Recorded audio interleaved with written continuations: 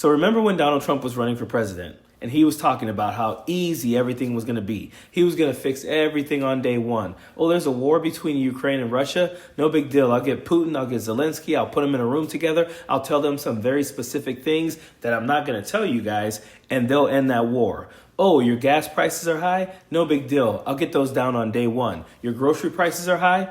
I'll get those down on day one also. Egg prices are high? Don't worry. Those will be done on day one.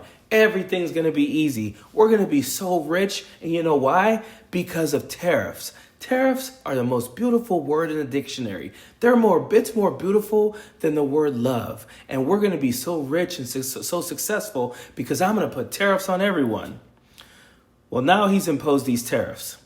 And we're starting to see the fallout of what that does. First of all, tomorrow morning, we're going to see a stock market that takes a crash because of these tariffs. But now he and other Republicans are trying to convince working class and poor MAGAs that it is very Christian of them and very patriotic of them to pay higher prices for Donald Trump.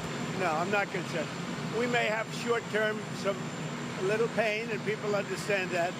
But long-term, the United States has been ripped off by virtually every country in the world. And this is not the first time I've heard him say there's going to be some temporary pain, but people understand.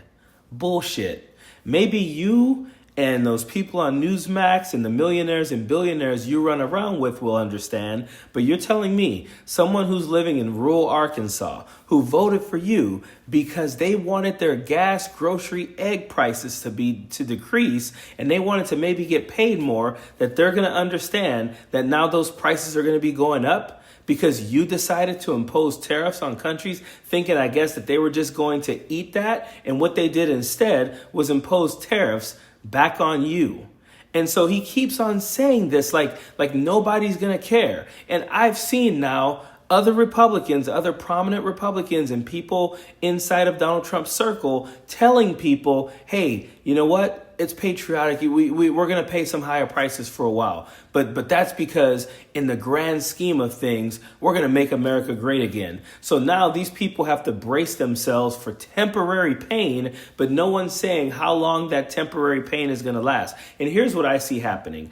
I see prices going up during this whole entire 4-year term. And then I see Donald Trump leaving office and then blaming the next administration because they didn't continue what he was doing that was so brilliant that was going to get everything down, but he just needed more time to do that. And that's why now you have these people who are really far out there who are trying to say that Donald Trump should actually be running for a third term. There are people actually entertaining this bullshit. And today on Newsmax, they were entertaining that as well. Yeah, this week we were down in Miami at the Republican retreat. Obviously, we've been working on reconciliation, which is quite, it's a heavy lift. There's a lot of work to be done to deliver the president's agenda, the people's agenda, quite frankly. But yeah, so I have a bill that would amend the 22nd Amendment. It has to be ratified in the House and the Senate, and then by 38 of the states, 3/4. So it's a lot of work to get it done. But what it would do is allow a president who serves non-consecutive terms to potentially run for a third term. It's only happened twice in history. Once would be Grover Cleveland, and the other one is President Donald Trump. This will never be ratified, and you sound like an idiot. Most of us don't want this dude in office for one more day, let alone at 81 years old running for office for another 4 years. Why would we want that? If you look at the things that have gone on just in the first 12 days of this presidency, it has been nothing but a disaster. You have plane crashes. You had a door on a plane catch fire today, and they're still out there blaming DEI for everything when it's their infrastructure that is messing things up. And now you're going to have a stock market that's going to have some issues. You're going to have people having higher prices for things because Donald Trump insists on imposing tariffs on everyone, but yet they want to pretend that all of the bad things are because of Joe Biden's policies. It's because he hasn't been in there fast enough or long enough to fix all the things that Joe Biden did wrong, even though he ran on, I'm going to do everything in one day because it's going to be so easy. This freaking administration is a joke. And all of these people who are pretending that there's any success in this administration are bigger jokes than Donald Trump himself.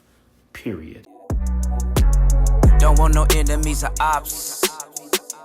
Envy in they heart, I tell them stop. vacation on the yacht.